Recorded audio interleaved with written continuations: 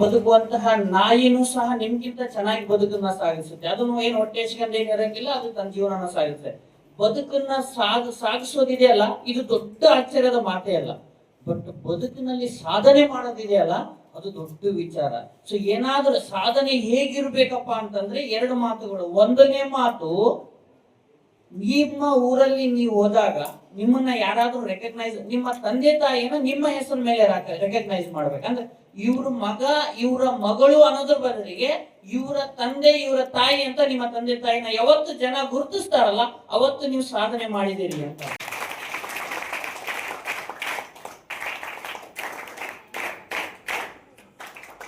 ಇನ್ನು ಎರಡನೇದು ಸಾಧನೆ ಮಾಡ್ಬೇಕಂತಂದ್ರೆ ಎರಡು ರೂಲ್ಸ್ ಇದಾವೆ ಲೈಫ್ ನಲ್ಲಿ. ಒಂದು ಡಿಸಿಪ್ಲಿನ್, ಯಾವಾಗ್ಲೂ ಜೀವನದಲ್ಲಿ ಏನೇ ಮಾಡಿ ವ್ಯವಸ್ಥಿತವಾಗಿ ಮಾಡಿ, ಶಿಸ್ತಿನಿಂದ ಮಾಡಿ.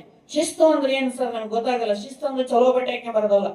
ಶಿಸ್ತು ಅಂದ್ರೆ ನಮ್ಮ ಜೀವನಕ್ಕೆ ನಾವು ನಿಯಮಗಳನ್ನ ಅಳವಡಿಸಿ ಆ ನಿಯಮಗಳನ್ನ ನಾವು ಪಾಲನೆ ಮಾಡೋದು. ಉದಾಹರಣೆಗೆ ಹೇಳ್ತೀನಿ, ಬೆಳಗ್ಗೆ 5 ಗಂಟೆಗೆ ಎದ್ದೇಳಬೇಕು ಅಂತ ಒಂದು ನಿಯಮ ಮಾಡ್ಕೊಂಡಿದ್ದೀವಿ. ನಿಮ್ಗೆ ಯಾರು ಹೇಳಿಲ್ಲ, ನೀವೇ ಮಾಡ್ಕೊಂಡಿದ್ದೀರಿ.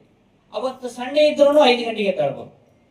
ಮನೆಗೆ ಮದುವೆ ಇದ್ರು 5 ಗಂಟೆಗೆ, ಮನೆಗೆ ಯಾರನ್ನ ಸತ್ರು 5 ಗಂಟೆಗೆ ಎದ್ದೇಳ್ಬೋದು. ನಾನು ಹೇಳಕತ್ತೀನಿ, ಯಾವುದೇ ಪರಿಸ್ಥಿತಿ ಇರಲಿ 5 ಗಂಟೆಗೆ ಎದ್ದೇಳಬೇಕು ಅನ್ನೋದು ನಿಮ್ಮ ನಿಯಮ ಇತ್ತಂದ್ರೆ 5 ಗಂಟೆಗೆ ಎದ್ದೇಳಬೇಕು.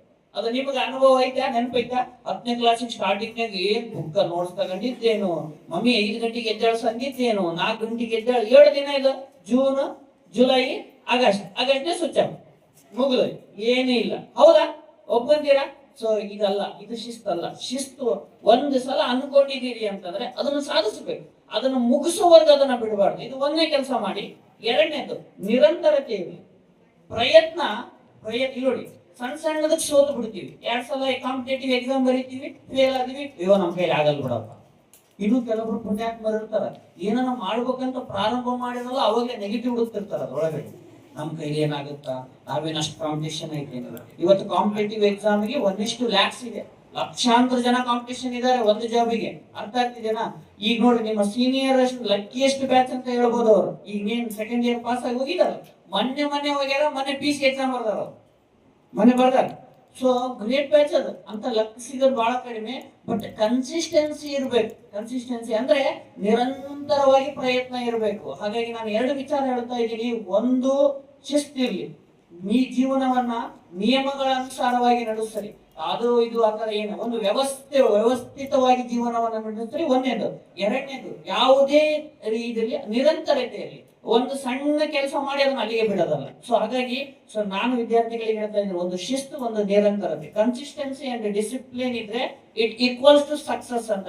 ಅವನು 100% ಸಕ್ಸಸ್ ಅದ. ಇದರಲ್ಲಿ ಈ ಮಾತುಗಳನ್ನ ಆಡ್ಲಿಕ್ಕೆ ಅವಕಾಶ ಕೊಟ್ಟಿರ್ತಕ್ಕಂತಹ ವೇದಿಕೆಗೆ ಧನ್ಯವಾದವನ್ನ ಸೂಚಿಸಿ ನನ್ನ ಮಾತನ್ನು ಮುಗಿಸ್ತಾರೆ.